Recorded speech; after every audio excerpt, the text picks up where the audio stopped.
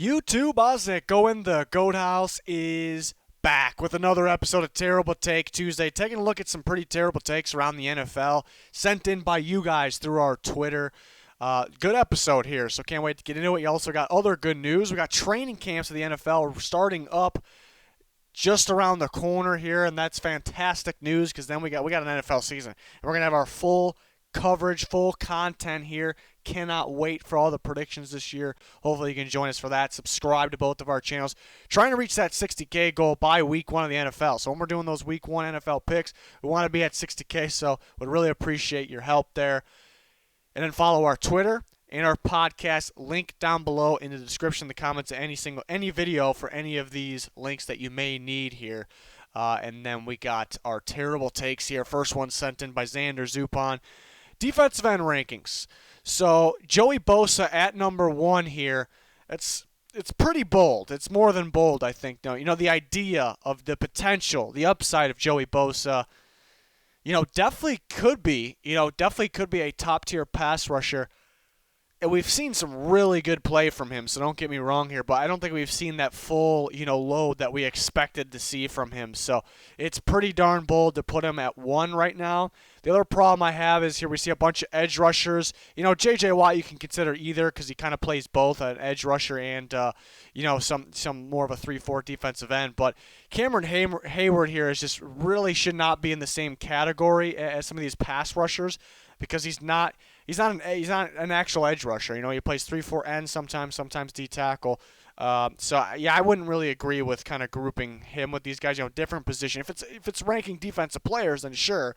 And then having Carlos Dunlap at 10, maybe a little on the underrated side, but this person's definitely overrating Carlos Dunlap. Should not be number 10, and I guess that's my opinion there. Moving on, Jack Racklaw here. We got some QB NFC North, tiers here, or best quarterback, underrated, overrated, going through the NFC North quarterbacks. And, what stands out is Mitchell Trubisky underrated here. I don't know if anybody's, I guess leaving him out of, hyping him up or, I don't know what makes him underrated. I don't really know what makes him underrated, so I don't know. I think there's Bears fans that are still kind of locked in on him, so I think those people are kind of overrating him. I don't consider him overrated because I think kind of worldwide, I guess nationwide, you have to overrate him, and that's not the case, so I'm not saying he's overrated. But underrated, I just don't see that. And then you see Jordan Love at worst, so you're not afraid to use backups here at this list because he is a backup, and there's other backups that are worse than Jordan Love. I know he hasn't played yet, but putting him under worst is interesting to me. And I mean, even kind of going back to Trubisky, maybe this is my opinion, but going back to Trubisky, maybe Trubisky's better right now because he's kind of, I don't know what exactly, I was about to say proven. I don't know what exactly he has proven, but he's actually got reps, I should say. But so he's probably better than Jordan Love, but I would actually, if I had to choose which one I wanted to start right now, I'd rather have Jordan Love. So, and you can see this person might be a Bears fan because the Bear logo is kind of in their logo up there. So, underrated Trubisky, worse for Jordan Love. It's quite interesting there, to say the least. Keegan Jones sent us some tight end Madden ratings. I saw these myself. They're interesting. They're for sure interesting. First thing, a lot of people are ripping the Gronkowski 95. Yeah, that's a bit high, but I think people are just so easy to do that because he didn't play. And people are just saying he didn't play. He's had injuries in the past. He's not going to be the same. The guy looks skinny the last time we've seen him. I'm not really too worried about all those things. Do I think he's going to be as dominant as he was before? No. I would not be shocked at all if he's not too far off. So I think people are kind of getting in too much on the guy sat out, and, this is a dominant athlete, really. So 95 a bit high, but I know a lot of people complain about that. I'm not really going to complain about it. Take a look at Mark Andrews here. A guy like Austin Hooper and Jared Cook being above him, I'd say is wrong.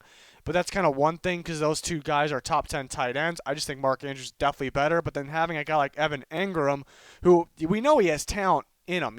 He's got that talent, freaky talent. But definitely need to see more from him. He's got to stay on the field as well. And having him at 88, just 2 away from a 90 overall, and having him 2 ratings ahead of Mark Andrews there.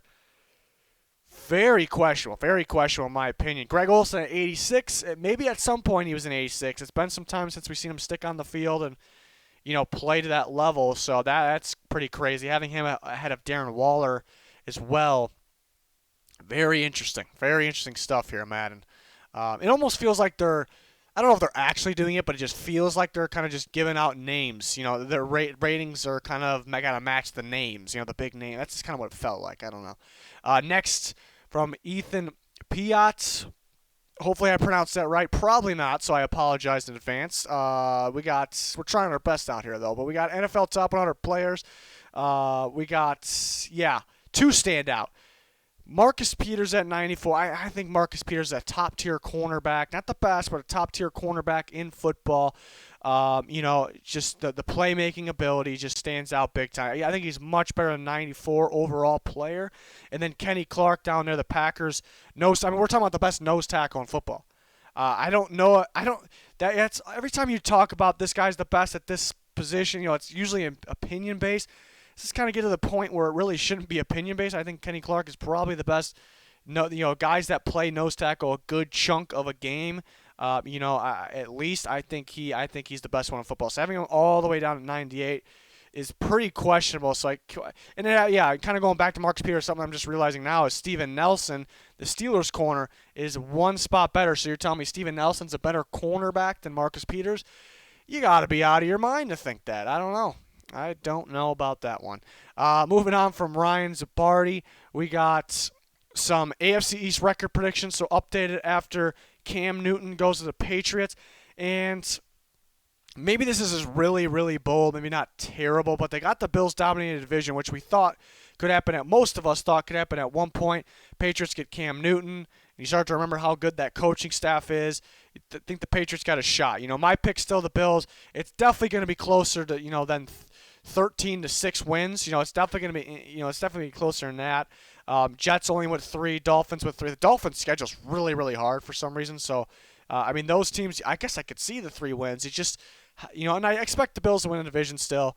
It's just by that much, really. You combine the wins of the other 3 teams, and you're still less. You're one less than the Bills. So, I don't know if it's terrible because it could happen. The Patriots just not the same without Brady. They lost Kyle Van Noy, lost Jamie Collins. They're different. They're a little different there. So it could happen. I'm not saying it will. It could though, but very bold to say the least. Kobe, Jacob, Jason here. We got top 10 quarterbacks drafted in the first round since 2000. Pretty cool idea here. So the first time I looked at it, I'm like, okay, Mahomes needs to do a little more, even though we expect him to be kind of maybe number 1 on this list. He definitely needs to do a little more to pass Rodgers. Understandable. Big Ben, Eli. You can argue that. You can for sure argue that. Phillip Rivers, Matt. You can argue these things. And then we get down to Lamar Jackson. Even though he hasn't proven a whole lot. I know he's proven. He's very good.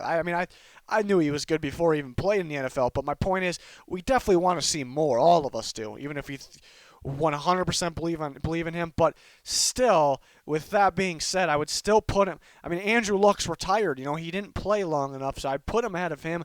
I put him ahead of Matt Stafford as well. So to me, maybe it's not terrible, but getting close.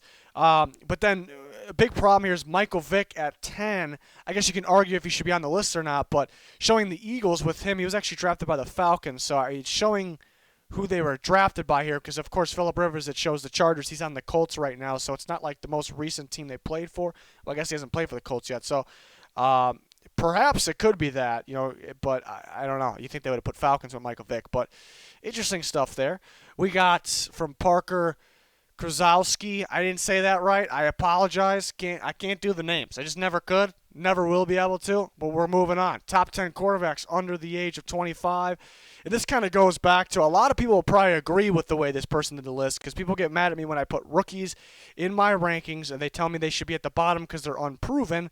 To me, that would be 2019 rankings or previous rankings. So why is the rookie even in there? Because you're just sticking at the bottom because they're unproven. It makes no sense. So and we're talking about young quarterbacks. You're basically, once you hit that under the age of this, whatever it is, it's 25 in this case. You're basically talking about, guys of the future here. So Joe Burrow just needs to be much higher than 10. I know he hasn't played yet, but if you got to be at least a little bold, you got to be able to make a prediction here.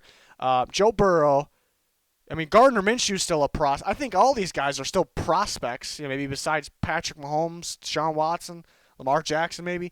To me, I view them as prospects still. Joe Burrow is just a much better talent than a lot of these guys. A lot of these guys, especially having Gardner Minshew right there ahead of him. I'd put him well ahead of Sam Darnold, and Sam Darnold's 5 while Joe Burrow's 10. So I don't know. Maybe afraid to make predictions here. You might as well just leave him off the list. If you're going to put him at the bottom just because he's unproven, there is no point to put him on the list because it's not accurate. It's just not accurate. So, moving on. From Pickafavo, we got NFL running back rankings. So ones that, this person circled what's way too low and things, but guys I want to highlight, or I'm kind of in agreement here for the most part. Chris Carson at 26. I have Chris Carson as a top 10 back. Not everybody does, but I don't think anybody has him outside 15, I would think. 26 is ridiculous. This is a powerful back that still works in today's NFL because he has more to his game than that. There's not too many that work like that. They're able to still work in the NFL like that. He's such an important piece to the Seattle Seahawks offense. We've seen that. 26 is just ridiculous, absolutely ridiculous. And then Fournette. A lot of people like to rip Fournette because maybe he hasn't lived up to the hype and struggled here and there, but he's much better. He had a really good year last year, I thought. Much better than 27.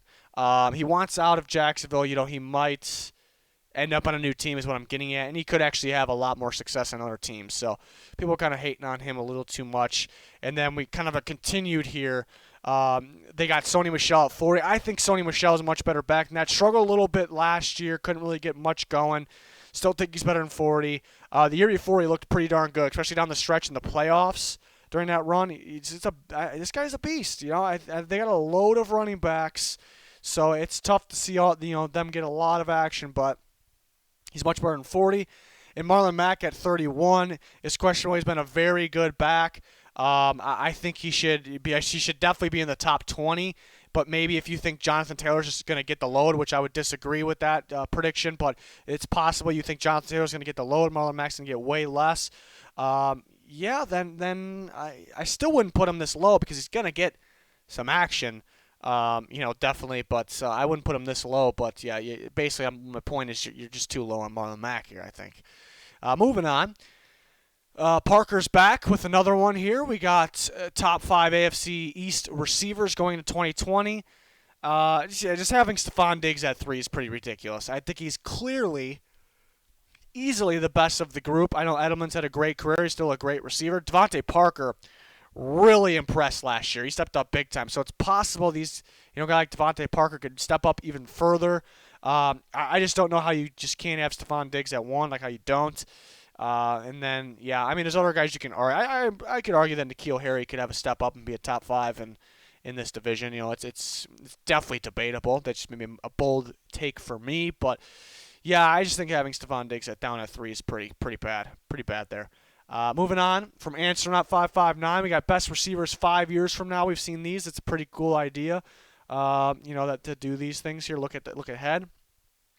Looking at, Deontay Johnson, really good rookie year. Really good footwork, really good route runner, quick. So he definitely can make this. But I think having him in here and see guys down there in the honorable mentions. Having Diggs below, having DJ Moore, Diggs below him, even the other guys you can argue, that's questionable. And then not making the list at all, which Answernaut pointed out to me as well, is Cortland Sutton not making the Jerry Jeudy made the list. Cortland Sutton did not. Mike Evans did not. Players like that. You see the players that are actually on here, and players like that are not. And then looking through, everything else. I like that Jamar Chase is on there. So good job on them going outside the box, finding a guy that is not in the NFL yet. So I would agree with that. Jamar Chase might be one of the very best receiver prospects I've ever seen. So hopefully we get to see him this year, without Joe Burrow. But this guy's an absolute stud. And the other ones I can't really disagree with here.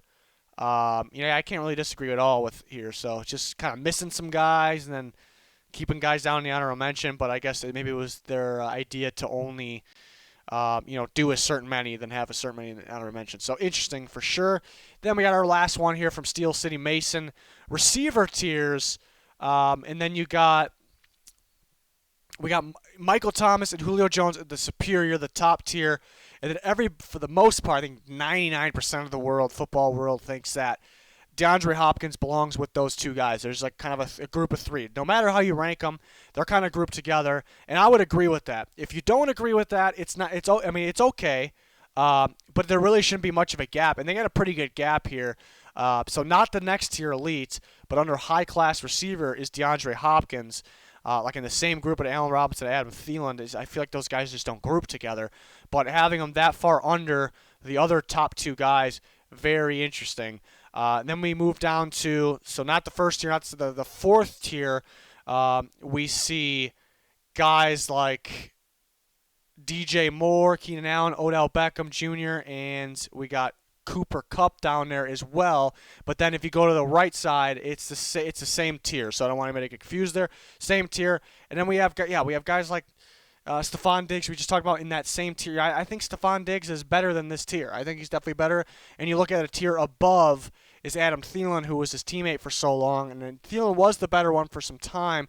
I think Diggs kind of passed that. I think worst case scenario, you think they're around. Maybe even if you think Thielen is better, which is okay, it's so damn close. And having them that apart is pretty interesting. I just noticed Amari Cooper. Yeah, Amari Cooper and Stephon Diggs aren't too far. So Amari Cooper should be ahead of this as well. Odell probably should be ahead of this. So very interesting.